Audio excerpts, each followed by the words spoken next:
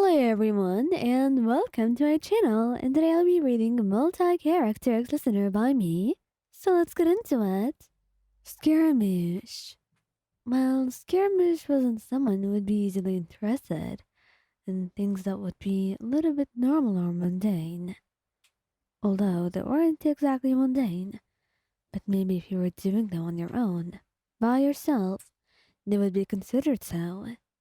But the thing is, Scaramouche wasn't someone who reacted a lot when he saw others wearing something revealing or acting in a way that would seem like they're trying to seduce him. For the most part, nothing worked, and no one could even attempt to try. But you see, he loved you for a reason, and that's why everything you did was always effective with him. So when the two of you in your own bedroom, and he sat next to him, when he saw you suddenly get up and start unbuttoning your blouse, he was a little bit stunned, blushing. Why could you give me a little bit of a warning? Why so? Why would you need one? You laugh at him softly, but he just pouts, looking away. No reason. I I don't need no warnings. He huffs, pouting and looking away. And you sit closer to him, your blouse still unbuttoned, and his face heats up. You just don't do that in front of someone, he thinks, and you're just trying to make him blush. And you know what's worse? It works. Every single time without fail. He really was a loser when it came to you. But what could he do? He loved you so much. There wasn't anything that he could do to resist you. You were just like that to him, completely irresistible. Scaramouche, is there something you want to say? You tell him at last, and he knows what you're getting at, so he just huffs and gives in. Yeah, there is. You're beautiful. That's good. Now there's no reason to be shy about it, I promise. He says softly, waving to kiss his cheek, and though he stays hiding for a little bit, you can tell that made him feel a little bit better. Venti.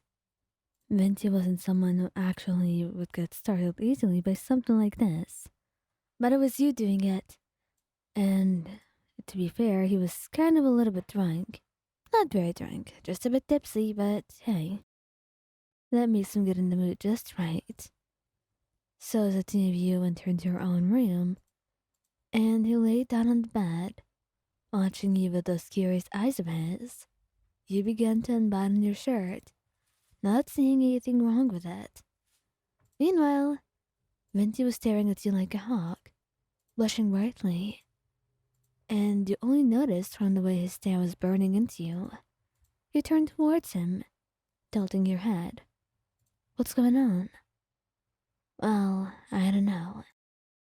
You look beautiful, he says softly, dreamily, and you can't help but giggle softly as well, taking his hand in yours and squeezing it.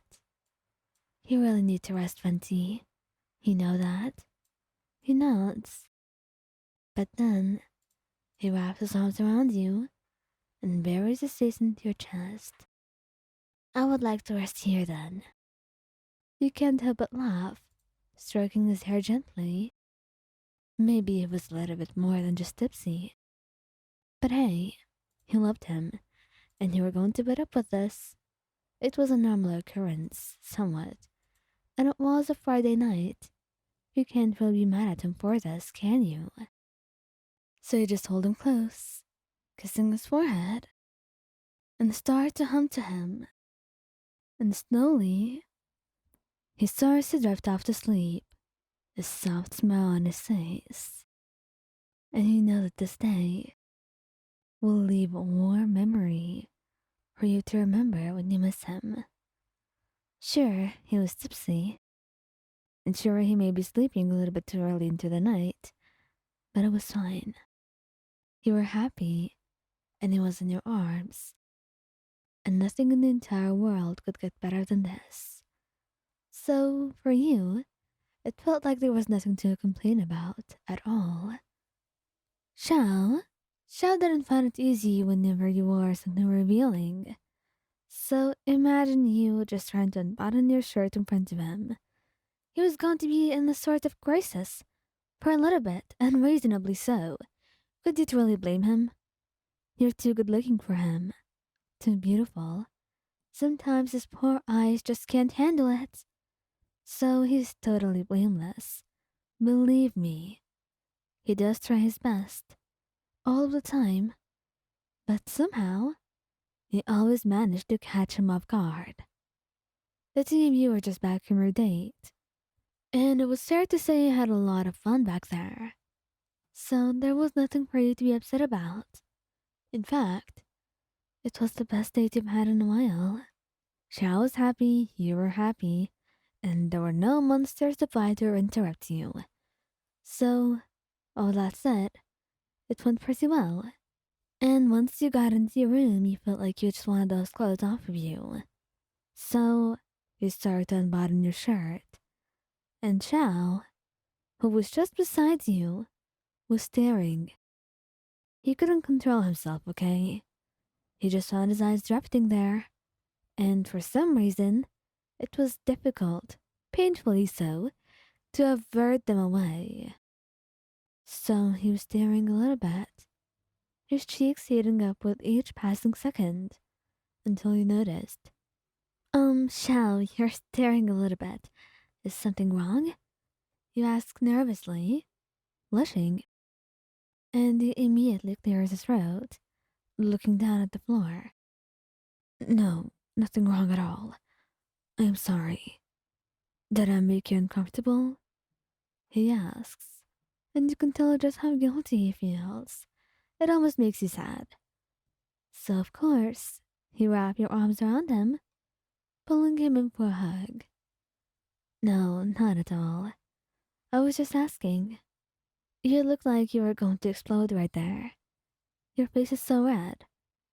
Are you really okay? He nods, but for some reason, his face heats up even more. He gets a little bit embarrassed, especially when he's noticed. So you give him a soft pat on the head and let him go, wanting him to cool off.